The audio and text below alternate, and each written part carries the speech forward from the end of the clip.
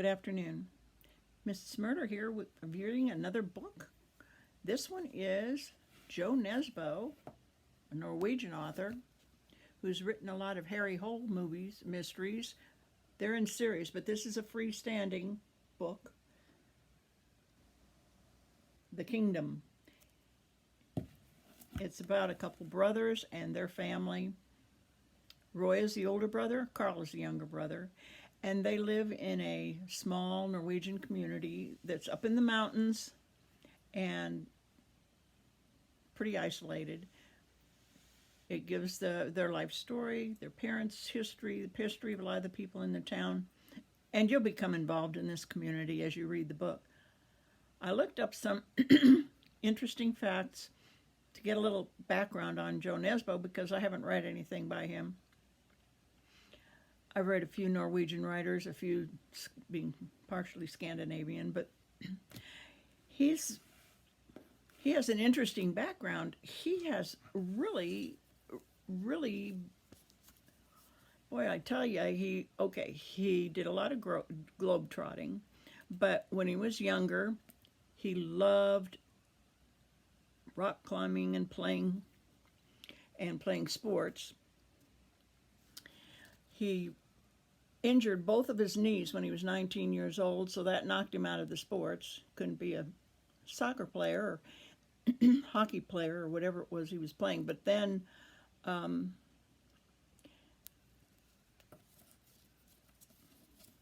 he became a musician. He worked as a musician. He worked in the stock market, or the stock exchange, he calls it, and did a lot of writing back and forth. As he was flying back and forth, he likes writing in airports because there's a lot of stimulus around you and people don't mind someone sitting there writing, whereas when he would go to the coffee shop, they would, unless they were used to his being there. He did have his favorite coffee shop, even though he has a wonderful home with a library and a nice desk to write, to sit down and write, but he doesn't like to write at home. He can't get the stimulant, other people, so he likes going to his favorite coffee shop. Well, COVID took that one out. So he couldn't, it was closed for a long time. Then when he went back, people were not comfortable with his sitting there. They weren't used to his being there. And it kind of ruined that experience for him. He'd rather do his writing on the fly, try to write at home, write in the airports, and then he still kept playing as a musician while he was writing. His interesting story about his Harry Hole books,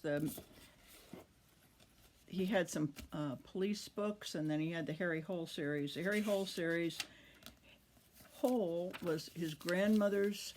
He'd stay sometime at his grandmother's, who was even more secluded than his family. And whenever he was 7 years old, she'd say, "All right, 8 o'clock, you go to bed, or Hole will come for you." And Hole was a man that lived over a ways, big Viking, striking, blonde-haired guy. Well, they didn't call him Viking, but I call him a Viking. He was just a big guy. And so I guess when he decided to have a strong man at the helm of his novels, he started writing about Harry Hole.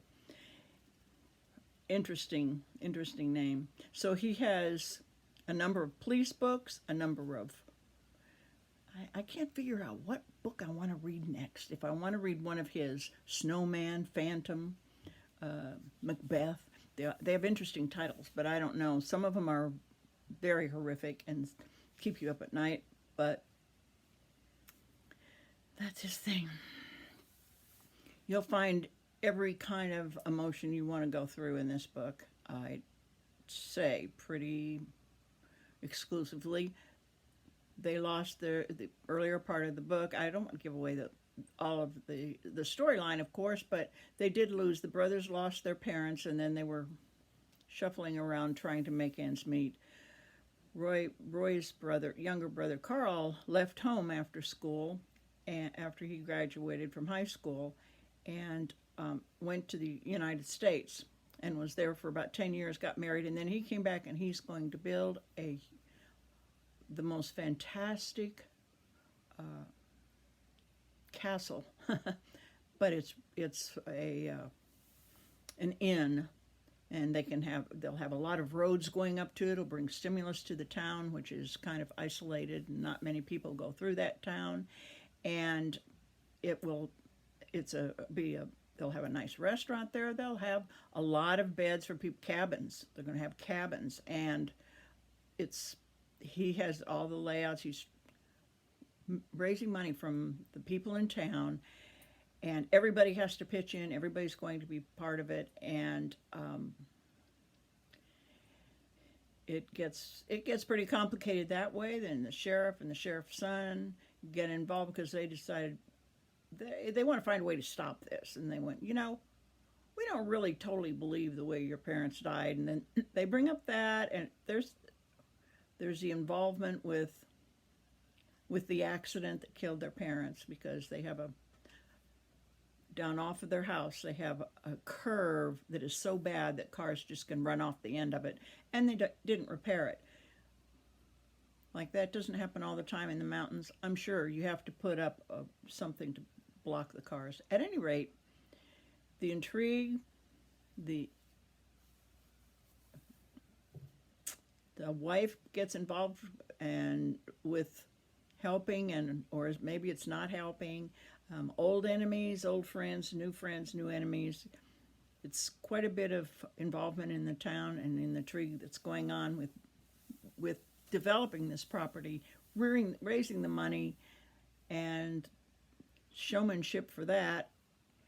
And meanwhile, Roy would just as soon he just wants his own garage, and he just likes repairing cars and tinkering with cars. He doesn't want to make money and have all this pressure on him and everything. He's pretty much a solitude, a person who likes his own solitude.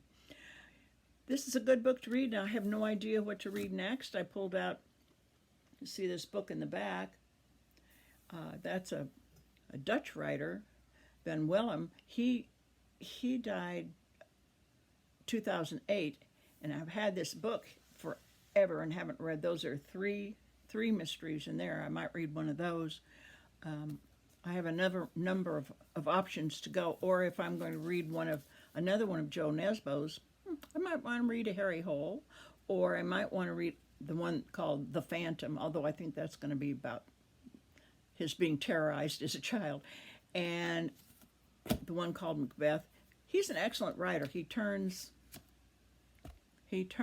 everything into intrigue. And pick it up, read it, and I hope you enjoy it. Can't give you for sure what I'm going to post next, but enjoy it. Bye.